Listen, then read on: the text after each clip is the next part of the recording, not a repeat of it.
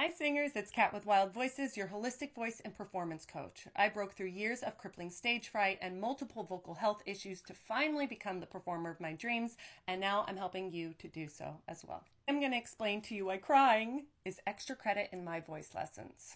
I'll give you an example first. I have a newish voice student who is kicking butt because they are doing the work, not just the technical work, but also the inner emotional work. So we had a lesson last week and they're preparing for a performance, singing through this really awesome song that is perfect for their voice. So they sang through the song for me and something wasn't totally resonating. So I stopped them and had them do a common practice that I do. I had them speak it to me as if it was a monologue.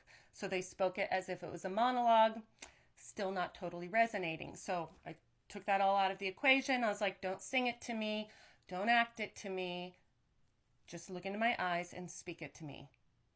And then I immediately saw tears well up in their eyes and immediately said, I don't know if I could do that. I'm going to probably just bust out crying. I was like, hallelujah, great, that's extra credit. Crying in my lessons is always extra credit, as is yawning. That's a different video. And let me tell you, this is why I am a holistic voice coach as opposed to just calling myself a voice teacher. Because singing is not just technique.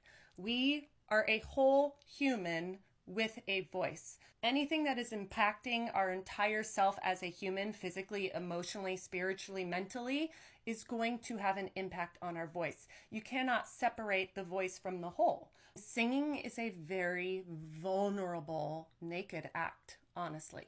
So many of us who have some sort of PTSD, any sort of trauma, fears or blocks, or have an inability to express ourselves authentically because maybe as children we were taught that we couldn't show certain kinds of emotions like anger or sadness. We were told that we can't cry. So many different things that over time to survive, we put on different masks. And that could look like an inability to cry, an inability to get angry.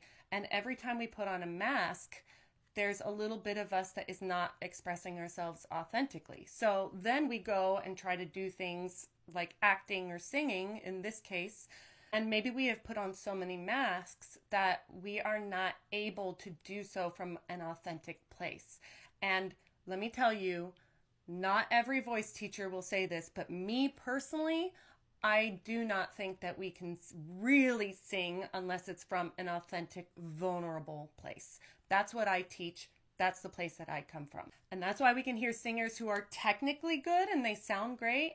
But to me, it's the singers who are raw, open, and vulnerable. And that's the kind of singer that I want to be. And that's the kind of singer that my students want to be. So back to crying. Crying is a huge release, physically and emotionally.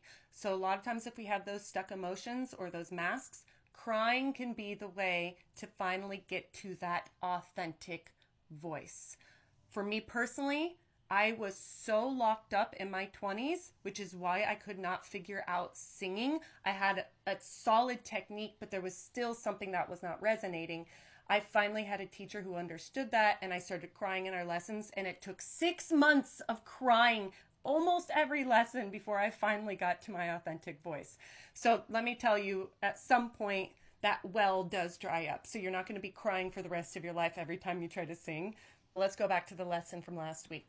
So my student started sobbing, spoke through it, sobbing, then sang through it, sobbing, and finally, that was the first time I heard my student using their real authentic voice singing this song. Is everybody going to cry when they're going through this release? No. But if you find yourself every time you start to sing that you're crying, don't judge it. Don't be ashamed of it. Don't let anybody else shame you for it. Know that that means that there's something that needs to come up. And I promise you, it won't be for the rest of your life.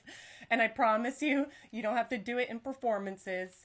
But at least allow yourself when you are in lessons or practicing. And let me tell you another thing. If any kind of teacher tries to tell you that that's not okay to do that in a lesson, run. That's not any kind of teacher that I would feel safe with or want.